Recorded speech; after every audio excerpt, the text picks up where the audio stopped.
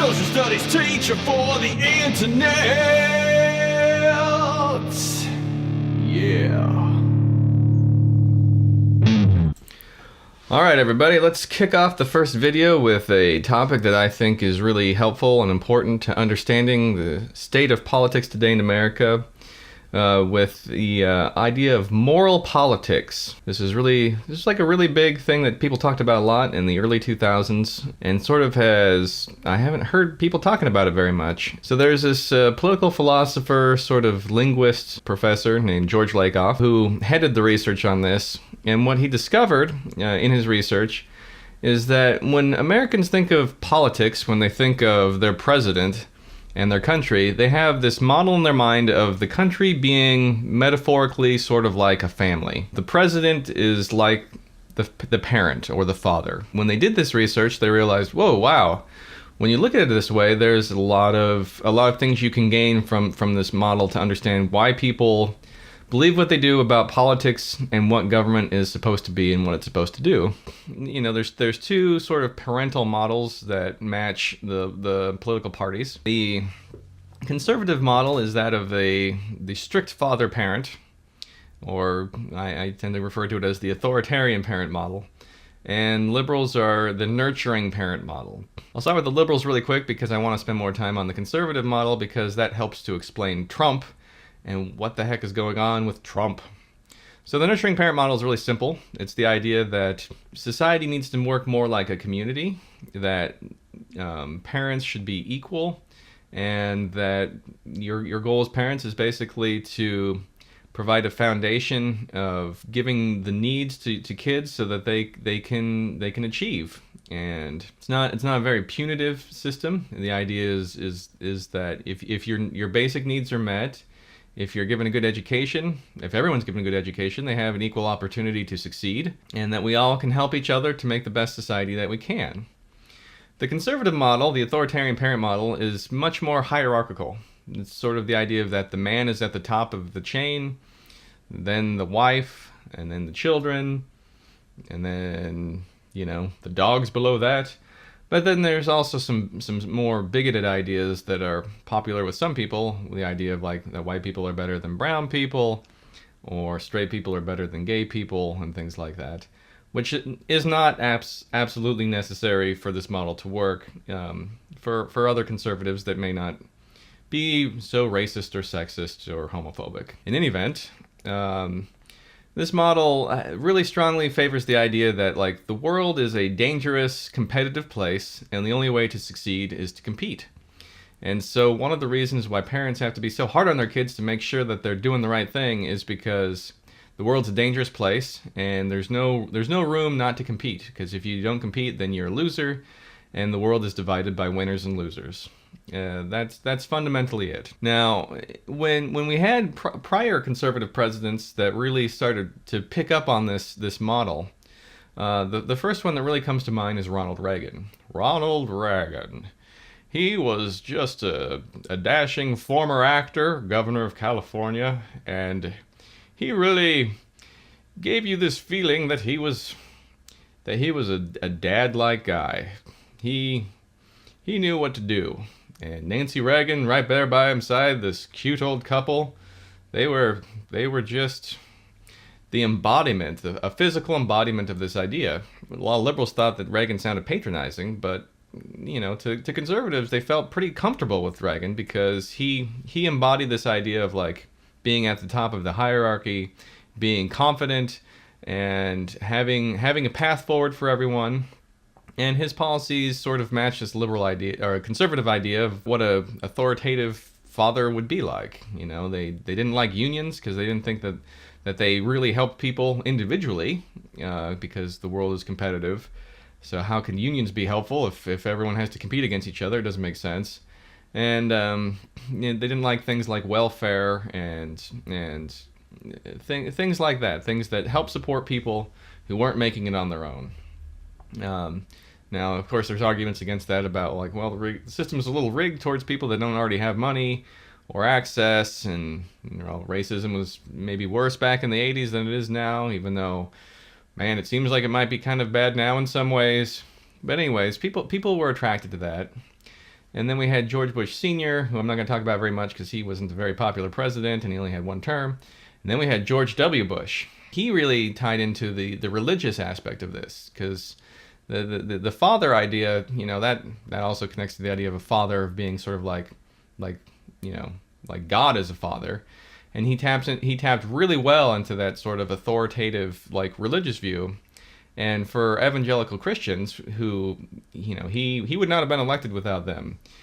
That was his biggest voting constituent, was evangelical Christians. They really liked that he was, moving in a theocratic way towards making our government more religious. And so he had this sort of weird moral model, weird to me, about, Christianity comes first, other religions second.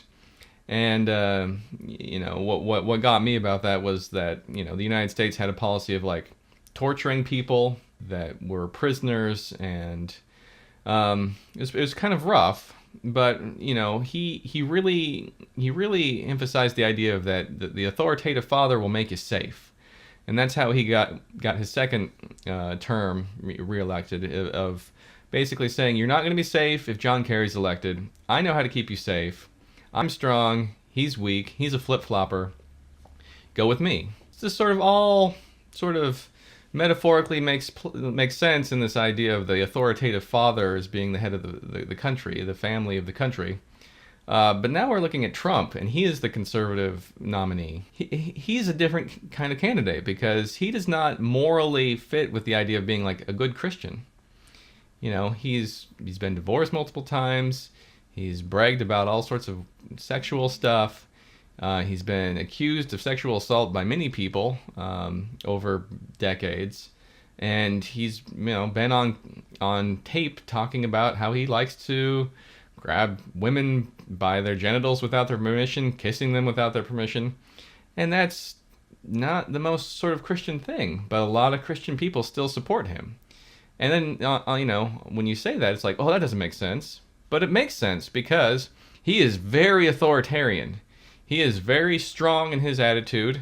He is very confident in what he's saying, regardless of if he knows what he's talking about or not. And that confidence, that power, despite whether people agree with what he says or not, that really gives them a sense of, like, this is a father sort of figure that can take control of our country.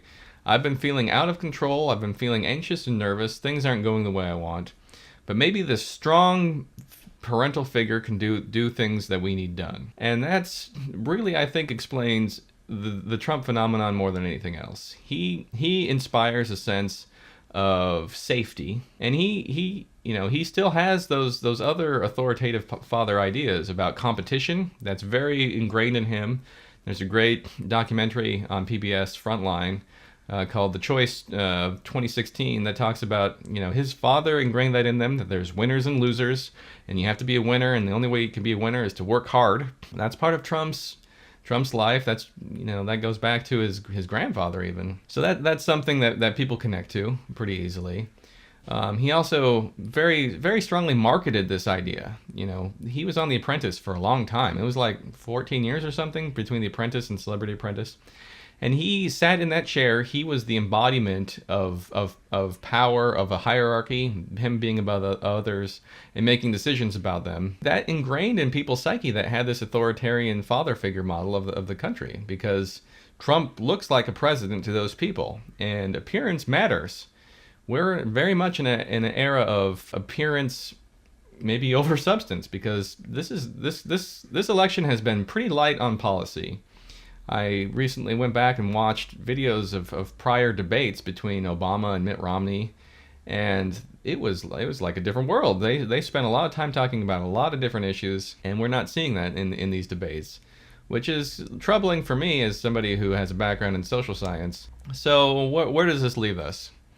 It leaves us with looking at, the flip side. Why is Hillary Clinton not attracted to these people? Well, let's start with the obvious. She's a woman. Traditionally, women don't take the place of the father in conservative households. It may be obvious to say, but that doesn't look right to people that have this strong hierarchical internal view of the world. Now, Clinton hasn't done herself any favors in recent years because she's really confused people as to which model she's putting forth. Everybody has both of these models inside of them. You have the liberal model of the nurturing parent, and you have the authoritative model inside of you. But people tend to gravitate towards, somebody who's strongly in one of those camps. In the 90s, Clinton really embodied the nurturing parent model. She wrote, "It takes a village." That was a big quote that conservatives made fun of endlessly, by the way. But, they understood that about her. And then, as she got older and involved in politics after a senator, she became Secretary of State and became sort of like this badass woman who is sort of known by liberals as being like, she bombs people, she kills citizens all the time with her drone strikes and stuff like that, which is not, it's not an invalid comment, but it's very confusing because she embodies such a nurturing sort of identity for the majority of her career. And that, I think, is what has really put off liberals against her, is they don't trust her because she's putting forth elements of both of these models. Now, I don't view her in that light of being, an authoritarian sort of politician, because her policies have been very much along the lines overwhelmingly towards the nurturing model with trying to help people, but at least she's not like Michael Dukakis and suffering those embarrassments. And honestly, at this point, it looks like she's probably going to win the election and easily.